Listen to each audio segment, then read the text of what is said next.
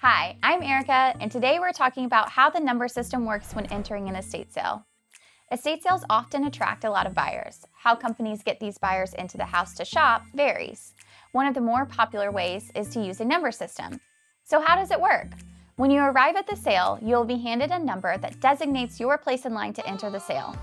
Many companies hand these numbers out an hour or several hours before the sale starts. This allows you to do other things such as visit other estate sales or maybe even eat breakfast. In a traditional line system, you have to wait around to avoid losing your place in line. The numbers function so you don't have to spend time standing in the actual line before the sale starts. It's important to make sure that you are back in time and in line when the sale opens so that you don't miss your number when it is called to enter. If you are not there when the sale opens and your number is called, you could lose your place in line and potentially have to go to the end of the line. The number system is just one of the many ways companies get shoppers into the sale. See our video on the self-start number system for another method you may encounter.